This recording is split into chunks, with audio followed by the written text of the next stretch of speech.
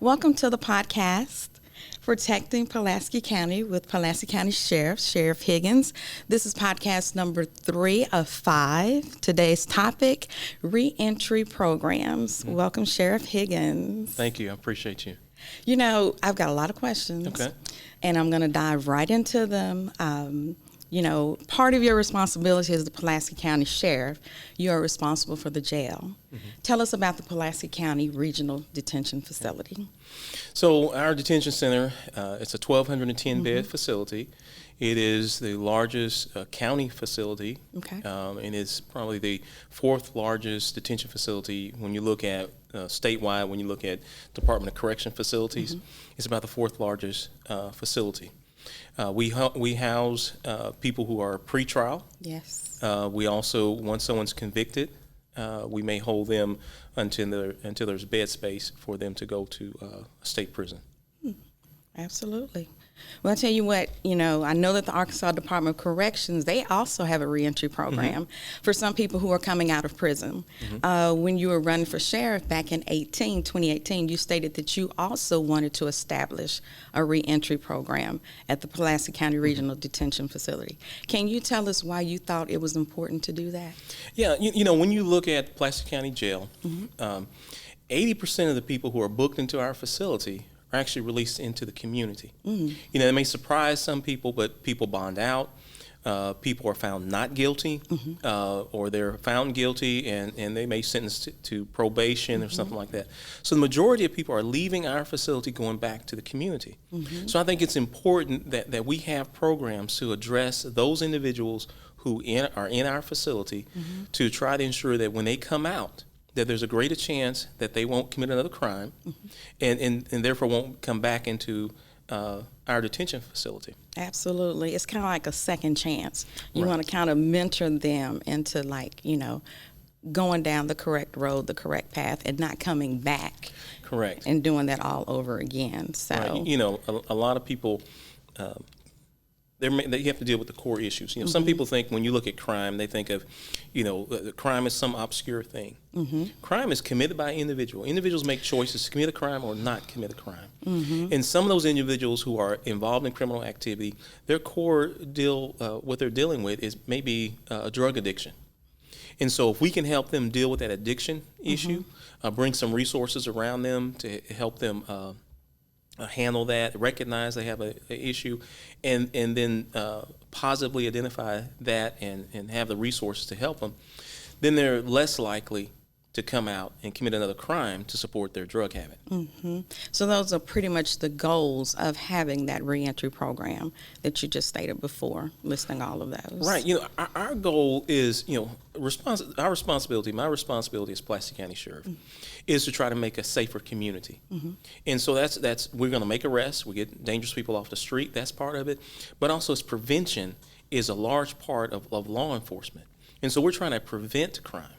And so if we can ensure people who are leaving our facility do not commit another crime, then we're making our community safer. Absolutely. No doubt about it. So this is something that's very important. What is the name of your reentry program? So our reentry program is called, it's C.S.I. Reentry. When I ran for office, I said I want to bring C.S.I. to Pulaski County. And that's community-focused, safety-driven, integrity-based. Okay. And what I expect from myself and expect from the employees, I also expect from the detainees that are in our program to be community focused, understand how their actions impacts their community, they're part of the community, understanding what they can do to create a safer environment for not only themselves and their family, but the community, and then integrity based.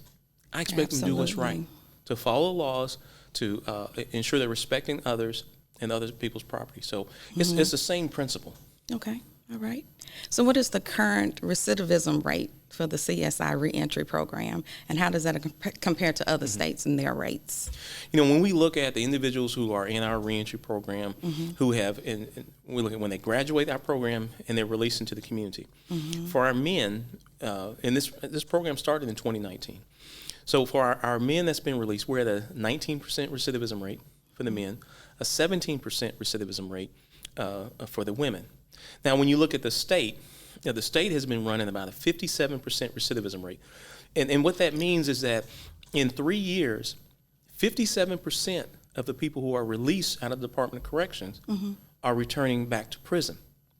Now, in this last year, they had a significant drop. It's about a 46% recidivism rate.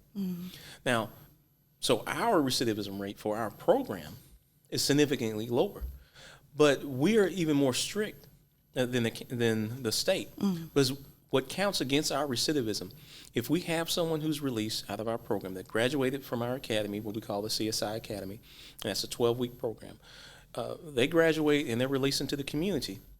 If they're rearrested, we count that as impacting our recidivism numbers. So that 19% on the men means that we've had that percentage arrested again, not convicted and sent to prison, but arrested. And so we're more strict than what the state is, but it's important to us because we are looking at creating a program that's successful at a county level. So we have to look at the rearrest when it happens and compare that to what we're doing to try to improve our community. Absolutely. It sounds like a great program, an absolutely great program that you're over with that. But, you know, an important question is, how is this reentry program, how is it paid for? So, you know, we're paid a couple of ways. You know, one, I went to the quorum court and got approval for a couple of positions. So the quorum court pays for a couple of reentry staff members and pays for some supplies, especially when we're getting things started. But also, we have a grant. We got over $400,000 grant. It was specifically initially for opiate addiction, but it's also the federal government modified it so it's for any addiction. And so through that grant, we're able to have at least 3 additional staff members, peer specialists, counselors there, people who've maybe dealt with addiction before, may have an actual record. So the federal grant pays for those positions. And so, and pays for some of the supplies. So we have that source of monies to support the program.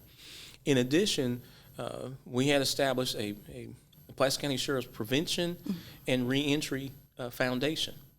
And that's money from the community, from business leaders, from others that support not only our reentry program, but our prevention, which is our mentoring program for our youth in the community. So those monies are also used, and you know, even with the grant and with county funds, you can't. If we have a graduation, you know, it's good to have cake and things like that to celebrate the graduation. Well, you can't use county funds for that. You can't use federal funds for that. Exactly. But the foundation resources can be used for that, and a significant amount of our curriculum is purchased through the foundation, because this is a 12-week program. It is 4 hours a day, 5 days a week. These detainees, these students are in class, and they have homework. So they're dealing with a lot of issues, a lot of topics they have to deal with, from dealing with addiction, trauma, dealing with parenting, financial literacy. There's a lot of things that we deal with, including identifying resources in your community. Wow. My hat's off to you for that. That is an excellent, excellent, excellent reentry program that you started. Absolutely. In Pulaski County, we have roughly a 400,000 population. How do you reduce crime, and how do you handle just having that one detention facility? You know, it's a challenge. You know, when you're dealing with crime in the community, there's a couple things you have to do. One, you want to arrest people who commit crime, get dangerous people off the street. But then you also have to look at what are the issues in the community that create an unsafe environment. What can create an environment where crime can take place? And then you have to work with the community members to help identify those issues and see what resources you can bring into the community to reduce the likelihood of a crime occurring. And you track crime. We have a CompStat meetings that we meet monthly. We have a crime analyst person that looks at crime that's occurring and try to predict out what are the patterns in our community. And we look at, you know, we have to look at all of Pulaski County, because see, people who are committing crime or breaking into houses or cars or whatever, they're not paying attention to jurisdictional boundaries. They're looking for opportunity. And so we have to reduce those opportunities. And then you have to look at, how do you prevent crime? How do you deter someone from being involved in in a crime. That may be your youth programs, helping the kids understand opportunities and addressing the issues they may face from some trauma from experiencing crime in their community. And then it's the reentry program. People who may have a history of crime, of committing crime, helping them understand their responsibility for their actions and understanding what they can accomplish. You know, we have to recognize that not everyone has the same life experience growing up. You have kids who have grown up in an environment where drug activity occurred in the home, violence occurred in the home. Maybe they've been victim of violence, which may have led to some use of drugs to try to deal with the trauma they've dealt with. And then they grow up and they're dealing with that on a day-to-day basis. So you have to, it's personal. You have to look at the individual and try to assist those. Not everybody wants assistance. You know, we have a 1,210-bed facility. Not everybody's involved in a reentry program. Right. You know, we have a little over 100 people involved in the program right now. Those are individuals who recognize that they need help and they want help. And we interview them and we move them into a unit where they can have peer support and have the classes try to help them realize what they can accomplish. Right. You mentioned that the detention facility is a 1,210-bed facility, but I've also found out it's the fourth largest detention facility when compared to the Arkansas Department of Corrections state facilities. Right. So that is a big detention facility. Right. And I remember when it first opened years ago, I actually worked for Pulaski County government, and that is a lot of territory to cover. Right. Yeah. It is a very large facility. It was built in 84. We opened it in 85. It's an old facility. And we've had to do a lot of repairs in this term, you know, from replacing locks that no longer work, that detainees were able to pop the locks and come out of the individual cells. I'm so happy that the quorum court agreed with me on the need and provided the resources so that we can get the locks fixed. And I'm happy to say that it took us a year to get it done, meaning once they started replacing locks, it took a year to replace every lock need to be replaced in the facility. And we've done that. And there's other issues in the facility, from the control systems, which opens the doors, the monitoring system, the system where detainees can speak to the deputy if they're having any issues inside the cell. All that equipment, you know, while it was new and great state of the art in 84. Right. In 2022, it has to be replaced. And so Gotcha. we're in the process of replacing that to make sure we have a safe facility, not only for the detainees that are there, but for our employees that work there. Right. And I remember from another podcast you were talking about all of the upgrades and things like that, you know, you've done in the facility. And one thing that stuck out with me in particular, you're speaking something about texting, that people are able to text when they need a 911 emergency call. Right. That's one of the technologies that we've brought forward in our 911 center. We we have all the equipment necessary for next generation 911. Everything that's available, we have at the Pulaski County Sheriff's Office, and that includes the ability that someone in the unincorporated areas of Pulaski County can text us. And this is something that, you know, Little Rock doesn't have that. They're working toward that technology, but we have that technology now. We invested in that using the money that people pay on your phone bill for the 911 funds. Right. You know, there's a certain amount of money that goes to each 911 center, and we utilize those funds to upgrade our technology in the 911 center. That's awesome. And I know we're talking about the topic of reentry programs, but can you go back and kind of give us some of your background? Sure. Yeah, if you don't mind, in enforcement. Yeah, you know, I've got over 30 years of law enforcement experience. I started as a cadet at the Little Rock Police Department. I saw one of the pictures from way back in the day. Back in the day, right. And I was blessed. I moved up in rank, retired as assistant chief, was assistant chief for 10 years, retired in 2015. You know, when I was there, we were involved in youth programs. The OK program that's at the Little Rock Police Department was instrumental getting that started, instrumental in starting our youth camps, things like that. Was involved when LRPD first went to a Comstat years ago, involved in those things. I retired in 2015 and did some teaching at Arkansas Baptist College and Shorter College. Also did volunteer work with a program called the Exodus Project, and that was working with people who were incarcerated at the community corrections and helping them to see the opportunities that they had before them to ensure they come out and not reoffend, not commit another crime, but be a positive citizen in our community. And I learned a lot from that program, from those who were involved in that, from Paul Chapman, Paul Stevens, and others. And so when I ran for sheriff, I recognized the impact of having those programs while people are still incarcerated prior to that release. Because once you release, you're hit with what we call the tyranny of the moment. I got to pay my bills, got to find some place to live, I got to pay my parole fees.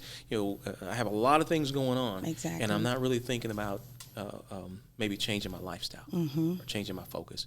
While you're in the facility, we can help you work on that to change your focus where you're not worried about where your next meal's coming from. Absolutely. And now that you mentioned about where your next meal is coming from, and again, we're talking about reentry programs. You're out in the community trying to do things that help people or prevent them to sliding back again. And I remember you saying something about your officers, your patrol cars, you have food in the trunk. For people that need food. So that kind of helps with them not going out stealing and, falling back into that again. Right. It's so important that we realize that, as law enforcement officers, we're in the community. And we see the needs in the community. So what we're trying to do is be a conduit for resources. We're not going to buy everything and be able to do all the things to help the community. There's a number of organizations that's trying to help people.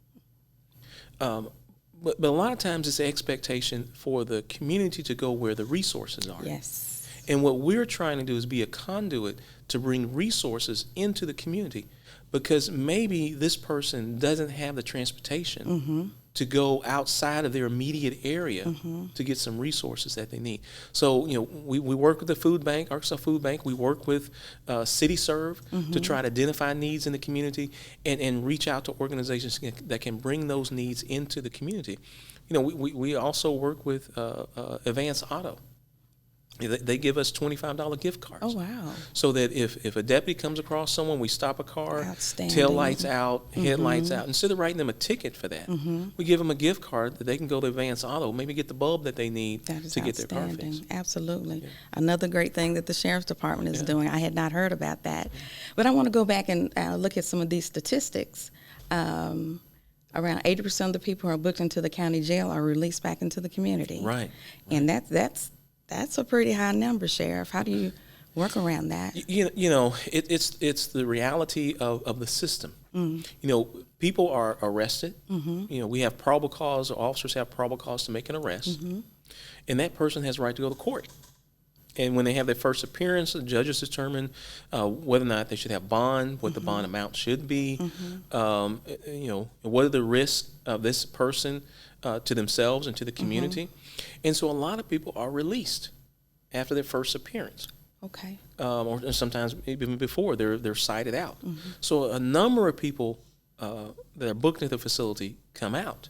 They may be there, first appearance, they may have a high bond or no bond, but that bond may change, or the bond may be reduced, or circumstances, whatever it may be between their attorney and the prosecutors and the judge, they may decide to either drop the charges, or like I say, they may recognize the person and they're released.